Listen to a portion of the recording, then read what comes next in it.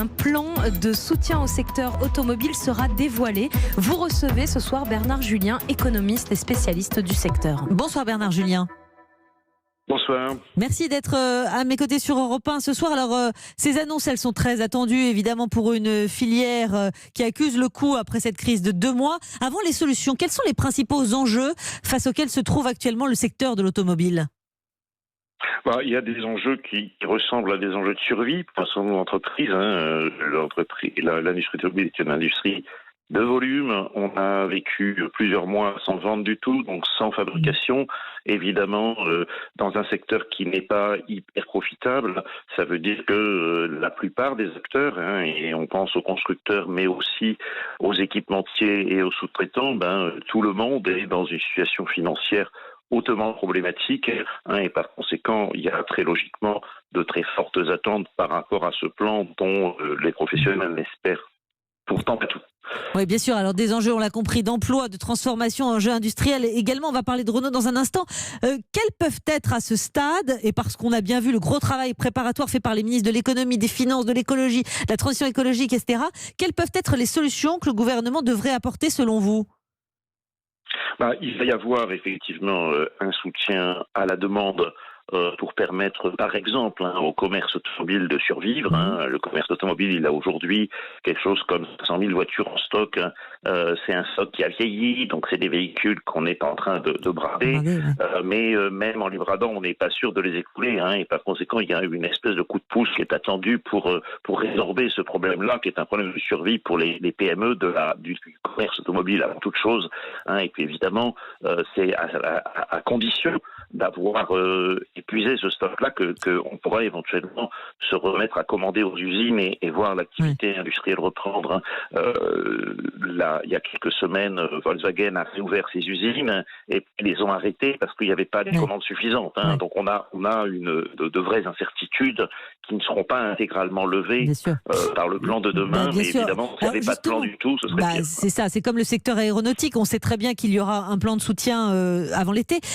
Pour rappel, le secteur automobile représente 400 000 emplois. Après Flins, Renault envisagerait la fermeture de Dieppe, Choisy-le-Roi et les fonderies de Bretagne. Ça veut dire qu'on doit s'attendre à une explosion du chômage de toute façon ? Oui, alors après, ça dépend des entreprises. Vous avez PSA qui allait très bien avant la crise Covid, Renault qui allait moins bien. Donc Renault avait déjà annoncé qu'il y aurait un plan d'économie.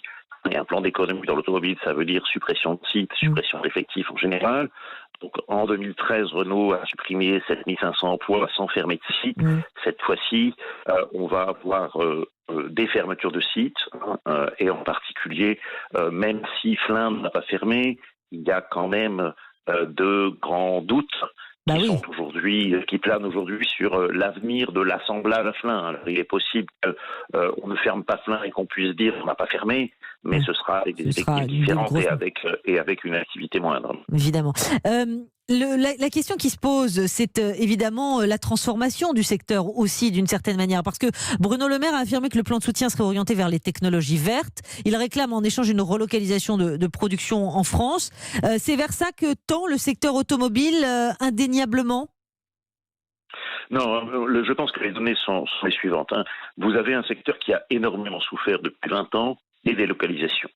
Et aujourd'hui, on s'apprête à faire une mutation vers l'électrique qui est synonyme plutôt de perte d'emploi quand même.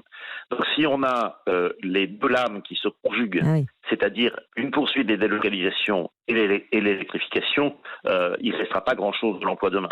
Par conséquent, puisque les industriels demandent beaucoup à l'État pour les aider à pousser les ménages et les entreprises à acheter des voitures électriques, il y a une fenêtre de tir, si vous voulez, aujourd'hui, pour lutter contre les délocalisations et dire ayons l'électrification, mais profitons-en, puisque vous avez besoin de nous, vous industriels, pour exiger de vous que l'électrique se fasse le plus possible en France. Et d'évidence, ce deal-là est en train de prendre consistance avec Renault.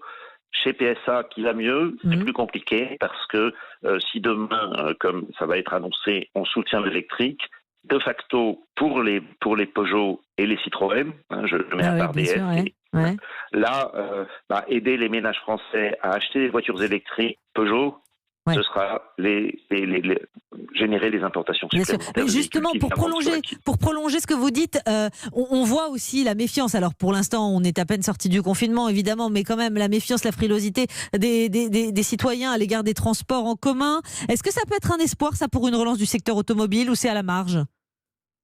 Oui, sachant que si les ménages, comme ça semble être le cas, préfèrent les véhicules individuels, vélos, trottinettes, mobylettes, motos et voitures, ils ont une solution alternative à l'achat de véhicules neufs, qui est l'achat de véhicules d'occasion, et c'est d'abord ça qu'ils vont privilégier. Donc on a aujourd'hui une crise absolument inédite, et savoir quelle sera l'appétence des ménages et des entreprises du reste pour les voitures neuves, ça représente des incertitudes très lourdes. On a quand même, nous, économistes, une espèce de règle en tête. Quand le PIB baisse de 1 point, en règle générale, on voit la demande automobile baisser de 4 points, parce que c'est un bien durable dont on peut différer l'achat, etc. Donc ça veut dire que si on a un PIB qui chute de 10 points, on peut perdre jusqu'à 40% de marché. Donc en Europe, ça veut dire qu'on parle de 15 millions à 10 millions. Donc c'est énorme. Du coup, si je vous entends, on se demande on vous pose la question néanmoins, l'économie française, elle peut tenir sans le secteur automobile ? Alors, l'industrie automobile en France perd des emplois, perd en activité tous les ans, est assez massivement déficitaire sur le plan commercial. Donc, l'industrie automobile a déjà beaucoup perdu. Néanmoins, il y a des emplois très importants, il y a des très importantes au-delà du plan symbolique, quoi. Donc, je pense qu'aujourd'hui, on a une espèce de paradoxe qui est à Bercy, on n'est pas tout à fait certain que défendre le site France et défendre les entreprises françaises, ce soit la même chose aujourd'hui. On a un plan qui va être annoncé demain, et puis dans les 3 jours qui suivront, on a un plan stratégique qui va être annoncé à l'alliance Renault-Nissan, puis par Nissan, puis par Renault. Et ce que va raconter Renault, ce sera un peu l'inverse de ce qu'aura voulu dire Macron, d'une certaine manière. Parce que Renault va dire on a besoin de perdre des emplois pour survivre. Alors que vous venez nous dire qu'on aimerait que le plan permette de soutenir l'emploi. Encore un mot, on sait évidemment que le Salon mondial de l'automobile de Paris est annulé cette année. Le Salon de New York a lui aussi annulé son édition 2020. La Chine a organisé le sien dans la province de Hainan la semaine dernière. Qu'est-ce qu'on doit en conclure ? Ça veut dire quand même que les conséquences. L'automobile était déjà, disons, en perte de vitesse, parce que en particulier la Chine demandait moins de voitures depuis 2018-2019. Donc là, on a vécu effectivement d'assez belles années dans l'automobile, de croissance des volumes mondiaux. Là, on a une mutation vers l'électrification qui coûte très cher, à un moment où les volumes ne sont pas là. Donc on a une industrie qui va souffrir très durement en termes de profitabilité et probablement en termes d'emploi, hélas. Merci beaucoup Bernard Julien. On observera évidemment, on attend ces annonces, ce plan de relance du secteur automobile demain par le président de la République. Merci de nous avoir éclairés ce soir sur Europe 1.